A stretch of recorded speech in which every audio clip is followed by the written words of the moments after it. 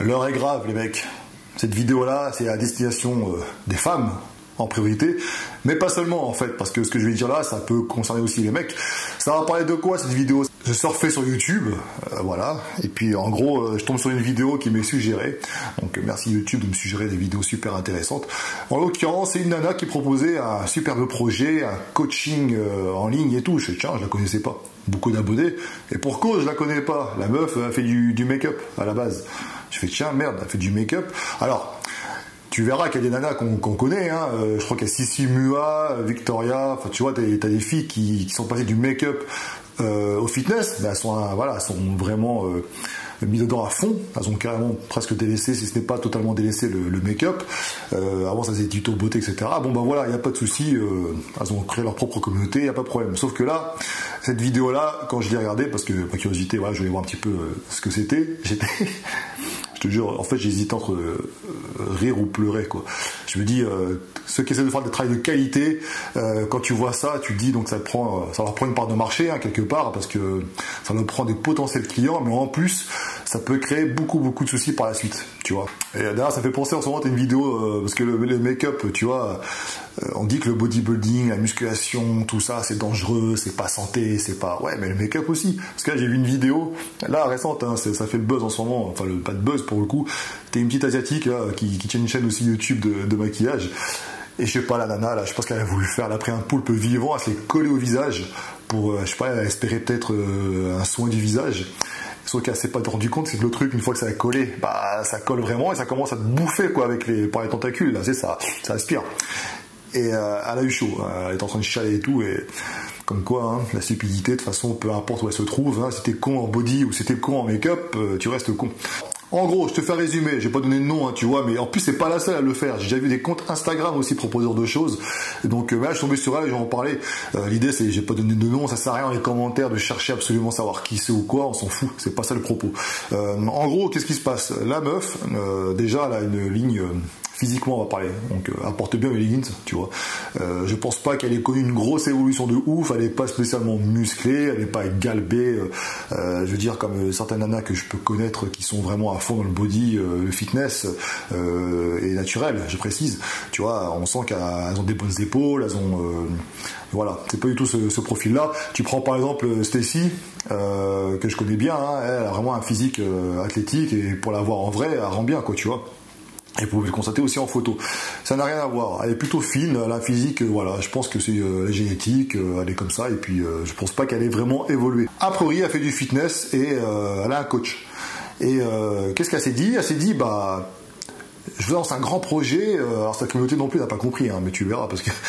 un grand projet, on va se lancer dans le coaching, donc un pack à acheter, il y a plusieurs niveaux, etc. Ça comprend a priori des exos sans matériel, une diète aussi, végétarienne de mémoire, la course à pied, etc. Bon, je me dis tiens, la nana, ok, à propos du coaching, après je me dis mais attends, qui le fait? Et là elle explique en fait c'est son coach et une nutritionniste je crois, enfin une nana qui est spécialiste là-dedans, qui ont établi le programme avec son aide.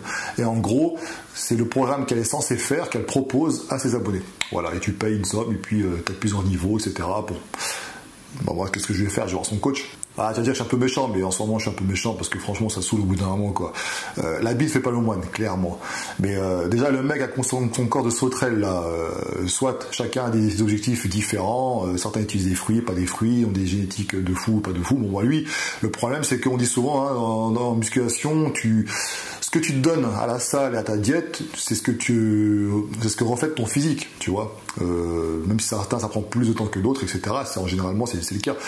C'est la fameuse phrase tu es ce que tu manges. C'est à peu près vrai. Tu es aussi ce que tu donnes à la salle.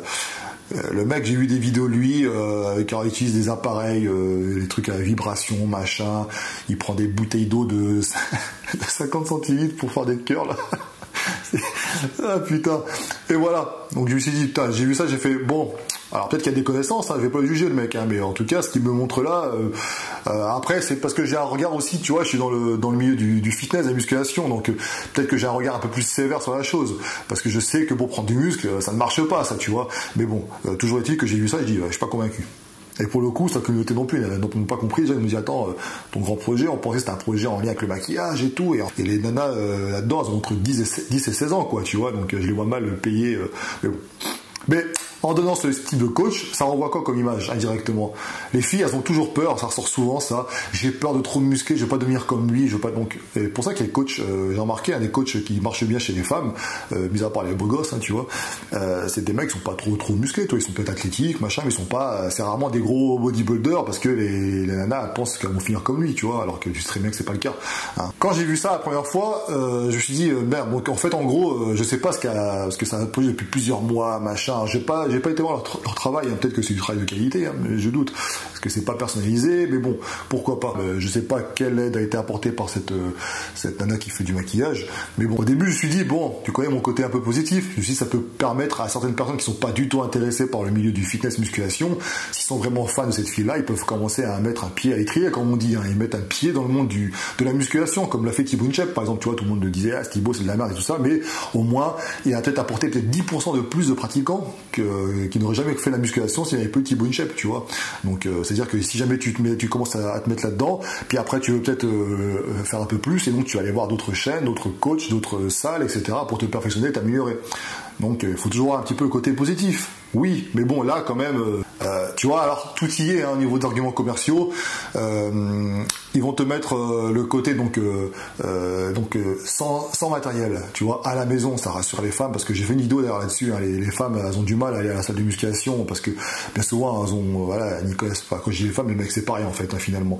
Mais comme c'est des salles de musculation, je pense surtout au niveau des haltères et des machines, c'est souvent fréquenté par les mecs, donc c'est sûr quand t'es une petite nana comme ça qui débute, tout comme les mecs, hein, je vous rassure, hein, c'est pareil, t'as du mal à aller au milieu du groupe là et puis faire tes trucs, donc c'est bien souvent pour ça qu'on les retrouve beaucoup dans les cours collectifs, dans les cardio, où, tu vois, on va dire entre copines, elles testent des machines et puis sans trop savoir ce qu'elles font, mais bon là au moins elles sont rassurées, elles se disent bon c'est à la maison, sans matériel, nickel. Alors rajouter aussi le côté healthy, alors ça c'est à la mode, tu vois, c'est pareil, hein, healthy.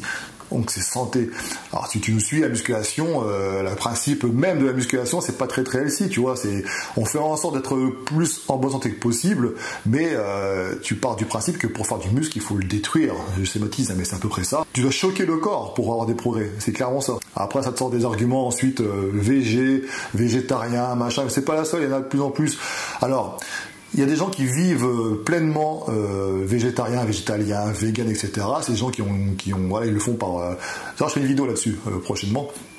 Ils le font pour diverses raisons, pour des raisons de santé, éthique, etc. Ils sont vraiment à fond dedans et j'ai aucun souci avec ça. Franchement, c'est nickel. Mais certains utilisent ça juste comme arguments commerciaux. J'en ai vu aussi qui te mettent des trucs végé sur leur profil et je te jure, j'en ai au moins 2. Que j'ai déjà vu bouffer dans les restaurants, de la bouffe normale, traditionnelle, la viande, etc. Mais c'est juste pour faire joli, parce que ça attire. Voilà, c'est quelque chose qui est de plus en plus visible sur les réseaux. C'est pas un effet de mode vraiment, bah. Mais les marques et des influenceurs utilisent ça pour attirer un peu plus de personnes aussi. Je parle pas de tout le monde évidemment. Il y en a qui sont vraiment devenus végétariens, végétaliens, ils respectent ça à fond, etc. Et c'est très très bien, tu vois. Mais bon, en tout cas, voilà. Et plein de petites choses sont faites pour attirer un maximum de personnes. Mais alors là, le pompon, mon gars, le pompon, c'est quand tu la vois à la fin, il y a présent des rushs, parce qu'évidemment, il doit y avoir des rushs pour montrer les exercices, donc c'est tel qu'il est fait. L'exécution est pas terrible du tout. Elle demande à chaque fois à son coach, c'est comme ça que je fais, je me plais comme ça. T'es censé proposer un programme, tu le dis toi-même, tu es censé proposer un programme que tu fais toi-même en fait. C'est quelque chose que tu es censé pratiquer régulièrement. Donc logiquement, si tu proposes quelque chose à travailler dessus, tu proposes à tes clients potentiels, tu es censé maîtriser un petit peu ton sujet, un minimum, parce que sinon je vois pas ce que tu aurais apporté. À mon avis, personnellement, une hypothèse, elle a apporté simplement son image, hein, et c'est tout.